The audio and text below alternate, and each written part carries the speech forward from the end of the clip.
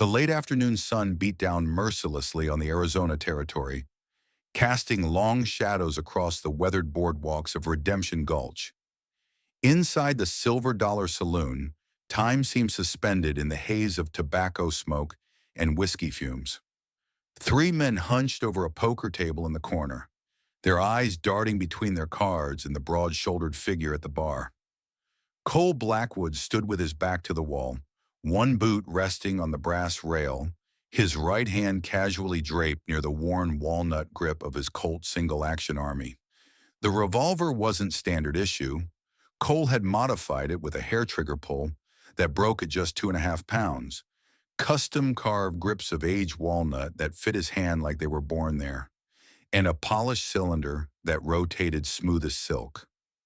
At 39, his face was a roadmap of harsh winters and unforgiving summers, deep lines etched around eyes that had seen too much death.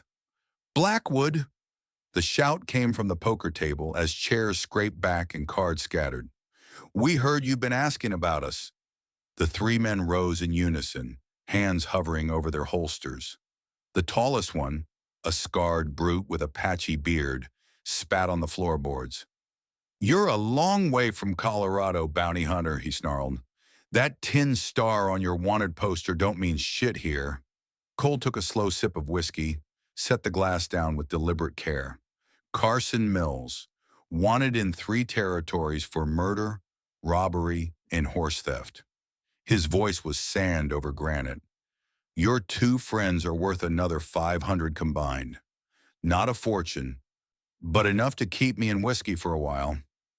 What happened next unfolded in the space between heartbeats. Carson went for his gun, but Cole was already moving. The Colt cleared leather with fluid grace, its report deafening in the confined space. Carson staggered back, a crimson stain blossoming across his chest. The second man managed to squeeze off a wild shot that splintered the bar beside Cole's head before taking a bullet to the throat. The third outlaw, smarter than his companions, fired from beneath the table. White-hot pain lanced through Cole's shoulder as the bullet tore through muscle. Gritting his teeth, Cole fired twice more, but the outlaw was already bolting for the back door, leaving a trail of blood behind him. "God damn it!" Cole pressed a hand to his bleeding shoulder, holstered his weapon, and tossed a gold coin on the bar. "For the mess," he muttered to the wide-eyed bartender. Outside, he squinted against the harsh sunlight. Blood droplets on the dusty street formed a clear trail. Ignoring the fire in his shoulder, Cole mounted his Appaloosa stallion, a battle-tested companion from his days as a Union Army scout during the war between the states. The muscular horse, with distinctive spotted hindquarters and the scars of 2 bullet wounds, had carried Cole through more firefights than either of them cared to remember. "Come on, Storm," he urged, patting the horse's muscular neck. "One more to catch." The outlaw's trail led east toward the Dragoon Mountains, winding through scrubby terrain of mesquite and ocotillo. Cole tracked methodically, reading the signs as easily as most men read a newspaper. The depth of hoof prints showing a horse carrying a wounded rider, the occasional smear of blood on a rock edge, the pattern of dust disturbed on stone surfaces, the bent grass blades showing direction. His years as an Army scout had made him one of the best trackers in the territory, earning him the nickname The Undertaker, because when Cole Blackwood took a bounty job, the wanted men always came back, one way or another. By mid-afternoon, the trail led to a shallow creek cutting through a rocky canyon. Cole dismounted carefully, his shoulder throbbing with each movement. He removed his bandana, soaked it in the cool water, and pressed it against the wound, momentarily allowing himself to feel the pain he'd been suppressing. The bullet had passed clean through, missing bone but tearing muscle. Not his first gunshot wound, and surely not his last. That's when he saw her. At first, he mistook the crumpled form for a bundle of discarded clothing, but the subtle rise and fall of breathing caught his trained eye. Approaching cautiously, hand on his Colt, Cole found a young Apache woman sprawled beside the creek bed. Her deerskin dress was torn and dirty, her black hair tangled with dust and what appeared to be dried blood. Two angry puncture marks on her ankle told the story plainly. Rattlesnake bite, the distinctive spacing of a large diamondback. Cole hesitated, torn between continuing his pursuit and helping the injured woman.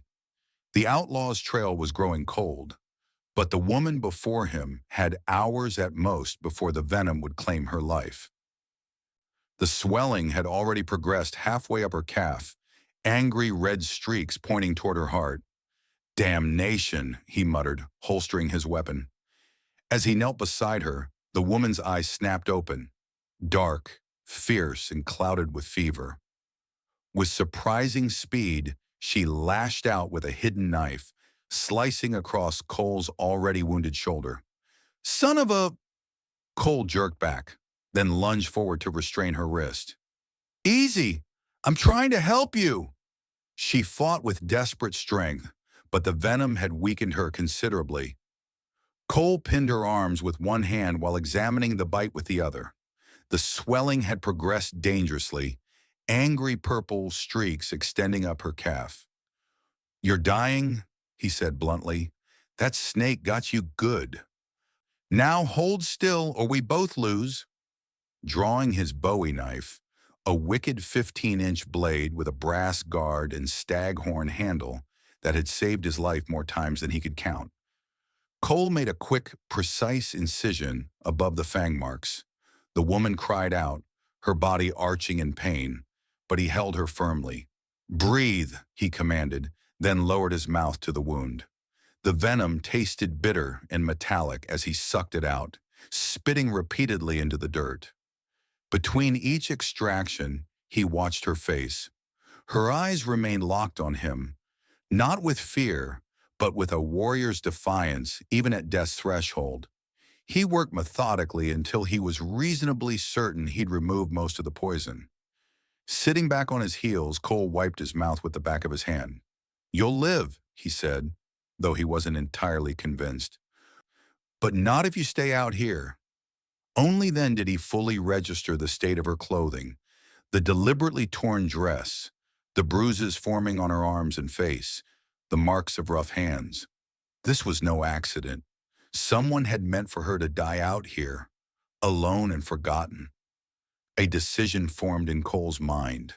Pushing aside his original mission, the outlaw could wait. Some debts ran deeper than bounty money.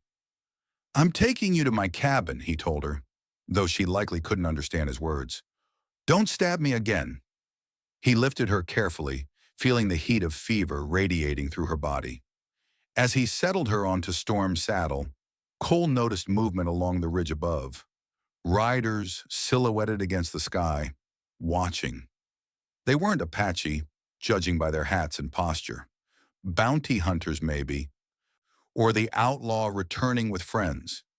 Either way, the situation had just grown considerably more complicated. Cole's cabin stood in a defensible position halfway up a wooded slope, with clear sight lines in three directions and a sheer cliff protecting the fourth. It wasn't much. A single room with log walls and a stone fireplace, but it had been built with survival in mind. Thick shutters could be barred from inside, and rifle ports were disguised as decorative gaps in the chinking. A small spring provided water, and a smokehouse stood nearby for preserving game. Inside, Cole gently laid the Apache woman on his narrow bunk.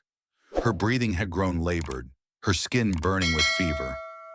Working quickly, he stoked the fire, heated water, and cleaned the snake bite with whiskey. She moaned, but didn't wake.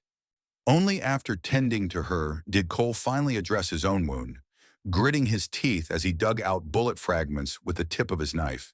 He poured whiskey liberally into the wound, biting down on a leather strap to keep from crying out.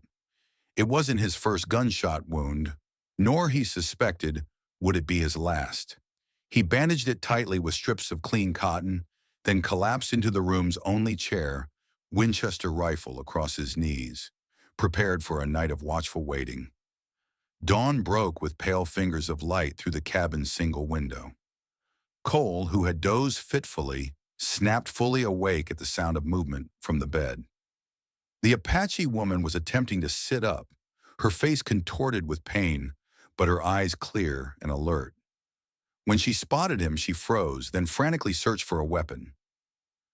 "Your knife's over there," Cole said, nodding toward his table where he'd placed her blade. "But if you're thinking of using it, remember who sucked the poison out of your leg yesterday?" She stared at him, wary and calculating. To his surprise, she responded in broken English. "Why you help? White men never help Apache." Cole stood slowly, wincing as his shoulder protested. "Not all white men are the same, just like not all Apache are the same." He poured water into a tin cup and offered it to her. "You got a name?" She hesitated, then accepted the cup, keeping a careful distance. "Kaya. I'm Cole. Cole Blackwood." He checked the bandage on her leg. "Snake got you good. You're lucky I came along." "Not luck," she said, her voice stronger. "My people say there is no such thing." Before Cole could respond, Storm nickered a warning from outside. In one smooth motion, Cole grabbed his Winchester rifle and moved to the window, peering through a small gap in the shutters. "Riders," he said grimly. "5 of them." Kaya tensed. "They come for me?" "Don't know yet." But a cold feeling settled in Cole's gut as he recognized the lead rider, a tall man with a distinctive black hat adorned with a silver concho band. Frank Bishop. The name hung in the air like gun smoke. Bishop had been a Confederate sharpshooter during the war, known for his ruthless efficiency at distances that most men couldn't even see their targets. After the war, he'd turned those skills to bounty hunting with a reputation for bringing in targets dead rather than alive, and a disturbing habit of collecting trophies from his kills. He was also the man rumored to have orchestrated the Apache ambush that had killed Cole's entire scout unit 8 years earlier. 7 good men who had trusted Cole with their lives. "Stay inside," Cole ordered, checking his revolver before stepping out onto the small porch. Rifle held casually but ready. Bishop reined his horse to a stop 20 yards from the cabin, his 4 companions spreading out in a practice formation that told Cole these men had ridden together before. Each was armed with a rifle in addition to sidearms, and they positioned themselves with clear firing lanes. "Blackwood?"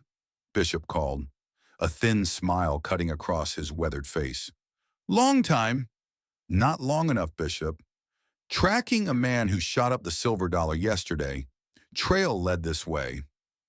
Bishop's eyes narrowed. "You hiding someone in there?" "Cole?" "Just passing through." Cole kept his voice neutral. "Haven't seen anyone." Bishop studied him for a long moment, his pale blue eyes as cold as mountain ice. "Funny, because Jacobs here says he saw you with some Apache baggage yesterday." He nodded toward a wiry man on his left. "And I'm wondering why a man like you would burden himself with a dying squaw." Cole's finger tensed on the trigger. "Your business with me, Bishop?" "Not today." Bishop turned his horse. "But soon, I expect. That outlaw's worth $500, and I hear there might be other valuables in these parts."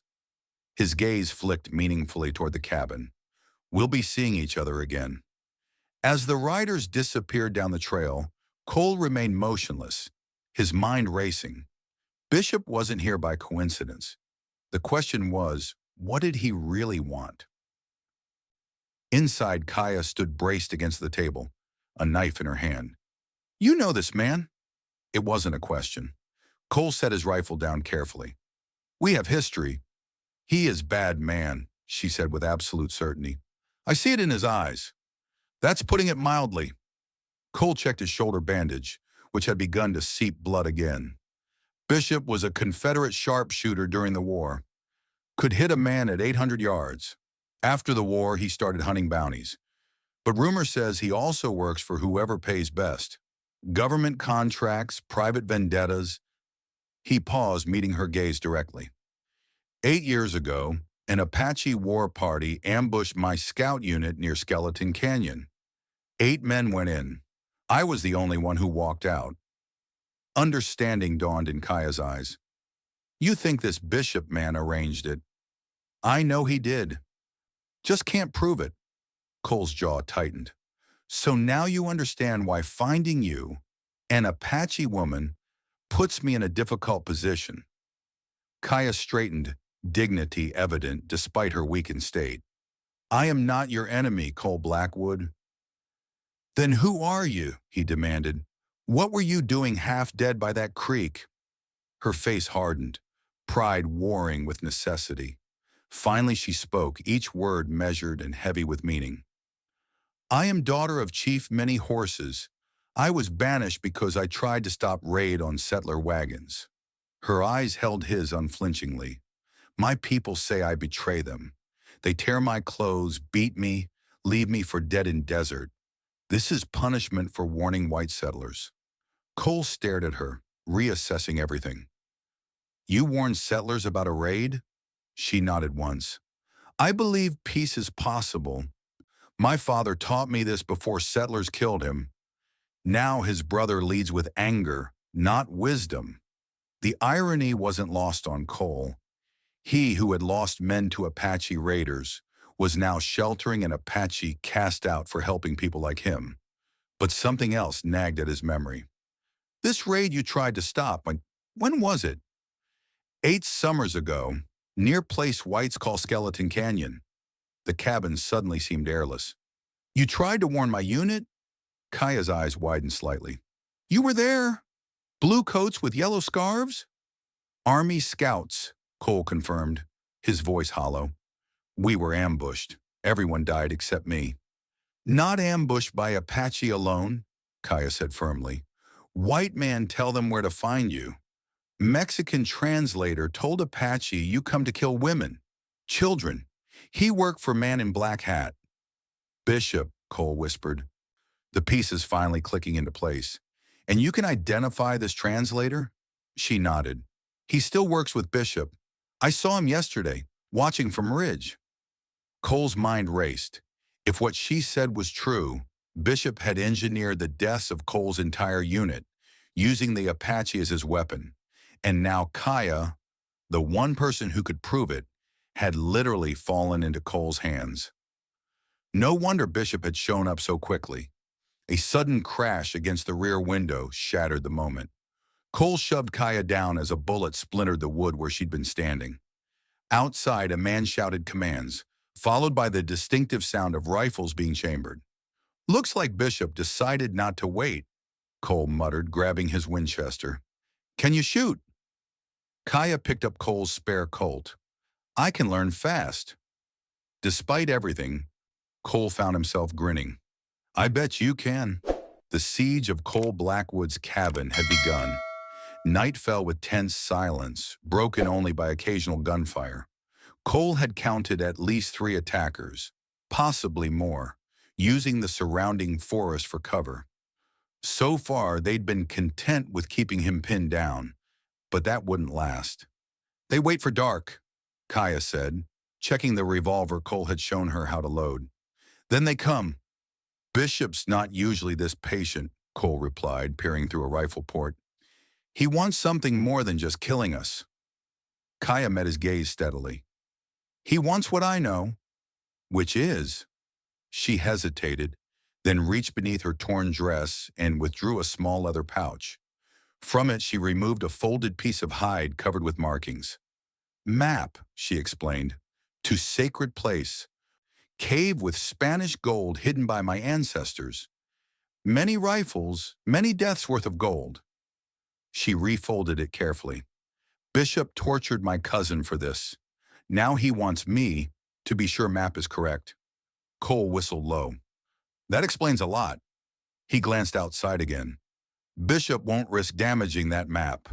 He'll try to take you alive. As darkness deepened, Cole moved methodically around the cabin, preparing. He positioned furniture as cover, laid out ammunition within easy reach at each firing position, and showed Kaya how to reload quickly. Years of combat had taught him the value of preparation. During a quiet moment, Cole took the Colt from Kaya's hands. Here, he said, let me show you how to use this properly. Despite the looming danger, Cole took time to instruct her on the finer points of handling the revolver. He showed her how to grip it firmly but not too tightly, how to align the sights, and most importantly, how to squeeze the trigger smoothly rather than jerking it. Breathe out slowly as you fire, he explained, demonstrating the stance. Keep both eyes open. The gun will kick up. Don't fight it. Just bring it back on target for the next shot. Kaya absorbed the instructions quickly, her hands adapting to the weight and balance of the weapon with natural aptitude. When he set up an empty whiskey bottle on the table as a target, she hit it on her third try, her face showing a brief flash of satisfaction. Good, Cole nodded. You're a natural. Remember, aim for center mass, not the head. Bigger target. Why you help me? Kaya asked suddenly, lowering the gun. I am Apache, your enemy. Cole paused, considering the question seriously. 8 years ago, I led 7 good men to their deaths because I was too proud to listen to warnings that didn't fit what I thought I knew. He checked the action on his revolver. Maybe this is my chance to get it right. A faint sound outside caught his attention. Cole motioned for silence, then moved to the back window. In the dim moonlight, a shadow detached itself from the trees, creeping toward the cabin. Cole waited until the figure reached the wall, then fired through the pre-cut rifle port. A sharp cry confirmed his hit. More gunfire erupted from the trees, bullets thudding into the cabin walls. Get down! Cole pushed Kaya behind the overturned table as he returned fire through the front window. The exchange continued for several minutes before an eerie silence fell. Cole reloaded carefully, straining to hear movement outside. They're regrouping, he whispered, but they'll be back. Kaya touched his arm. There is another way.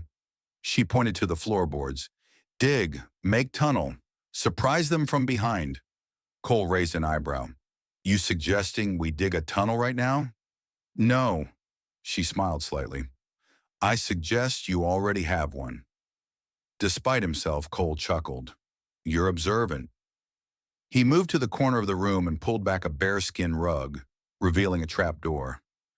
Previous owner was a deserter, paranoid about being found.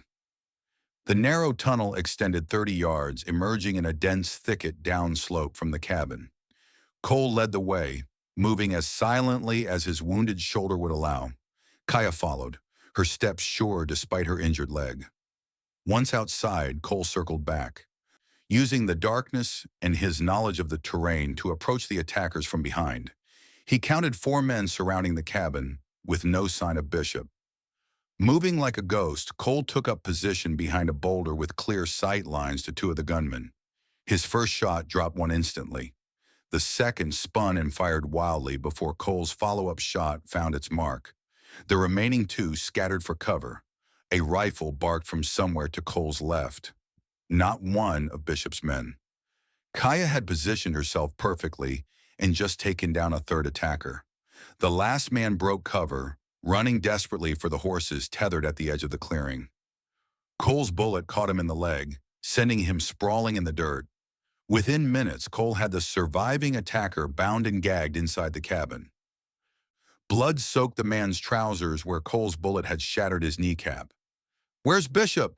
Cole demanded, removing the gag. The man spat. Go to hell! Cole pressed the barrel of his Colt against the man's wounded knee. Wrong answer. When the man remained defiant, Cole applied pressure to the shattered kneecap, eliciting a scream that echoed off the cabin walls. I'm not asking again, Cole said, his voice dropping to a dangerous whisper. Where is Bishop, and what does he want with the Apache woman? After several minutes of increasingly creative persuasion, the man broke. Bishop had indeed come for the map and the Apache woman who could authenticate it, but that was only part of his plan. There's a wagon train coming through Skeleton Pass tomorrow. The man gasped through pain. Bishop's got 20 men waiting to hit it. Military payroll. Weapons? His eyes darted to Kaya. And then they're heading for her people's camp. Gonna wipe them out. Blame it on the settlers. Cole glanced at Kaya, whose face had gone completely still. "Why?" he asked, turning back to the prisoner. "What does Bishop gain?" "War," the man replied simply. "Big Apache uprising means government contracts for men like Bishop. Hunting parties, security details, guide work. He's been planning it for years." Cole holstered his weapon, mind racing. "How much of this did you know?" he asked Kaya. "I suspected," she said quietly. "It is why I tried to warn your people 8 years ago. Why I tried to stop raid on wagons." Her eyes met his. "Some men profit from hatred between our peoples." Cole nodded slowly, decision crystallizing. "Then we stopped them." Dawn painted the eastern sky crimson as Cole and Kaya positioned themselves on the rocky overlook above Skeleton Pass. Below, the narrow trail wound between sheer cliff faces, perfect for an ambush. "You sure about this?" Cole asked, checking the sight on his Winchester. "These are your people Bishop plans to frame. You could warn them instead." Kaya shook her head. "They would not believe me. I am dead to them." She surveyed the pass with the keen eyes of a hunter. "But here we can save many lives. Apache and white." Cole nodded, a newfound respect warming his voice. "Then we make our stand." They had spent the night preparing. Cole's prisoner was securely bound back at the cabin, and they had commandeered the attackers' weapons and ammunition. Most importantly, they had the element of surprise. The wagon train appeared around mid-morning, 4 heavily laden wagons with armed outriders. From his vantage point, Cole could see the military escorts, their blue uniforms distinct even at a distance. "There," Kaya whispered, pointing to movement in the rocks on the opposite side of the pass. "Bishop's men." Cole counted at least 15 gunmen taking up positions. No sign of Bishop yet, but he'd be directing from somewhere with a clear view. "I'll handle the shooters," Cole said. "You fire the warning shots to alert the wagon train." As the lead wagon entered the narrowest part of the pass, Kaya fired twice into the air. The wagons immediately circled, soldiers taking defensive positions.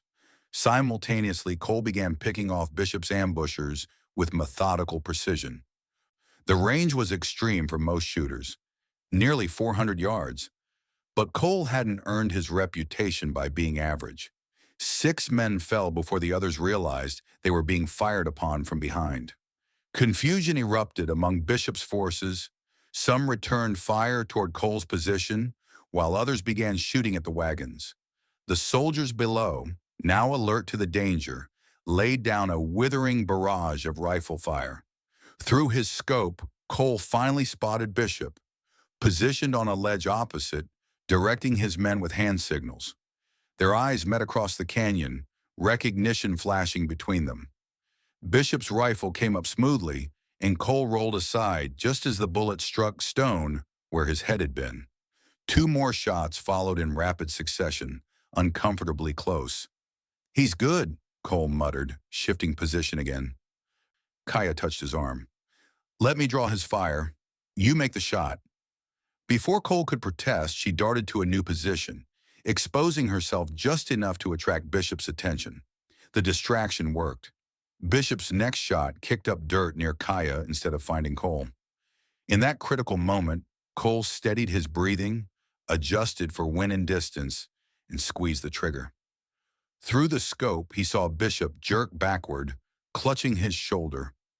A killing shot would have been satisfying, but Cole wanted Bishop alive. Some debts required a personal accounting. The battle below was turning. Bishop's remaining men, leaderless and caught in a crossfire, were either surrendering or fleeing into the rocks. Cole spotted Bishop limping hurriedly toward a hidden trail, leading away from the pass. "He's running," Cole said, already moving. "This ends now." The final confrontation came at the edge of a small mesa overlooking the vast Arizona desert. Bishop stood with his back to the precipice, blood staining his expensive black coat. Cole approached steadily, revolver drawn but not yet aimed. "Should have known you'd survive," Bishop said, grimacing through pain, "like a damn cockroach." It's over, Bishop. The wagon train is safe. Your men are dead or captured. Bishop laughed, a harsh sound like stones grinding together. You think this changes anything? There'll be other opportunities, other fools to manipulate. Not for you, Cole raised his Colt. You arranged the ambush that killed my unit, used the Apache as your weapon, then collected bounties hunting them down afterward. Business, Bishop shrugged. Nothing personal. Though I must admit, watching you these past 8 years, the famous Undertaker, haunted by the men you led to their deaths, that's been rather entertaining. Cole's finger tightened on the trigger. You're done manipulating people. The Apache, the Army, me, it stops here. Bishop's smile turned calculating. Kill me, and you'll never know who else was involved. This goes higher than you imagine, Blackwood. Government officials, military contractors. His hand drifted subtly toward his hidden backup pistol. I'm just a businessman meeting a demand. You're a murderer, Cole replied evenly, and I'm taking you in alive to testify. Bishop's draw was lightning fast, despite his wounded shoulder. Cole fired a fraction of a second sooner, his bullet striking Bishop's gun hand, sending the weapon spinning away. Bishop dropped to his knees, cursing violently as he cradled his shattered hand. You should have killed me, he spat. Dying's too easy, Cole said, keeping his Colt trained on Bishop's head. You're going to live long enough to see everything you built come crashing down. 3 weeks later, Cole Blackwood stood on the porch of his rebuilt cabin, watching the sunset paint the Dragoon Mountains gold and crimson. The military investigation sparked by Bishop's capture had exposed a conspiracy reaching into the highest levels of the territorial government. Officials who profited from perpetuating conflict between settlers and native tribes. Bishop himself would hang before winter, but his testimony had ensured several powerful men would join him on the gallows. The sound of approaching hoofbeats drew Cole's attention. Kaya rode into view, sitting tall on a painted mare, her hunting rifle slung across her back. No longer dressed in torn deerskin, she wore practical leather trousers and a man's cotton shirt. Strange attire for an Apache woman, but Kaya had long since stopped concerning herself with others' expectations. Wagon train made it safely to Tucson, she reported, dismounting smoothly. No more attacks. Cole nodded. Army patrol came by this morning. Said your people have agreed to new peace talks. They are not my people anymore, Kaya replied without bitterness. I have chosen a different path. In the weeks since Bishop's capture, Kaya had established herself as an invaluable guide for honest travelers crossing Apache territory. Her knowledge of both worlds made her uniquely qualified to prevent the misunderstandings that so often led to bloodshed. Cole handed her a cup of coffee. What will you do now? She considered the question, looking out over the vast landscape. Build something here, something that serves both sides. She glanced at the expanded cabin, which now included a trading post. As you have done, Cole hadn't planned to stay after bringing Bishop to justice. For years, he drifted from bounty to bounty, never allowing himself to put down roots. But something had changed in him these past weeks. Perhaps it was finally laying his old ghost to rest, or perhaps it was finding purpose beyond mere survival. The trading post had been Kaya's idea, a place where settlers and Apache could trade fairly, without fear or exploitation. Cole had used his army connections to secure a mail contract, bringing regular business. It wasn't much yet, just an addition to the cabin with rough-hewn shelves and a simple counter, but already it was becoming known as neutral ground. This territory needs people who understand both sides, he said finally, people who have seen the cost of hatred. Kaya studied him with those perceptive dark eyes. You are still the Undertaker? Cole shook his head. No, that man died in Skeleton Pass. A small smile touched her lips. Good. He was too lonely. Signs of riders coming from the north, Cole said, nodding toward a dust cloud visible on the horizon. 6, maybe 7, moving fast. Kaya tensed. Trouble? Maybe. Cole stepped inside and returned with his Winchester. Word in Tucson is that the Jackson gang hit the bank in Prescott. 7 men headed this way. The Jackson gang was notorious throughout the territory, bank robbers with a reputation for leaving no witnesses. If they were coming here, it meant they needed supplies or hostages. We should prepare, Kaya said, checking her own weapon, a shortened cavalry carbine that Cole had taught her to shoot with deadly accuracy. In the weeks they'd worked together, she'd become nearly as good a shot as Cole himself. Cole nodded. Get the shutters. I'll move the horses to the back corral. There was no discussion of running, no suggestion of abandoning what they'd built. They worked in efficient silence, each anticipating the other's needs without words. Not lovers, but partners forged in fire. As Cole secured the last shutter, he caught Kaya's eye. You know, most sensible folks would be halfway to Mexico by now. She checked the loading gate on her revolver, a hint of a smile playing at her lips. We are not most folks. No, Cole agreed, taking his position by the window. I reckon we're not. As the riders drew closer, Cole Blackwood felt something he hadn't experienced in years. Not just purpose, but belonging. The ghosts of his past no longer whispered accusations in his ear. The weight of old guilt had lifted. Whatever came next, he would face it standing tall. Not alone, but alongside someone who understood both his strengths and his scars. In the harsh Arizona wilderness, such partnerships were rarer than gold, and infinitely more valuable.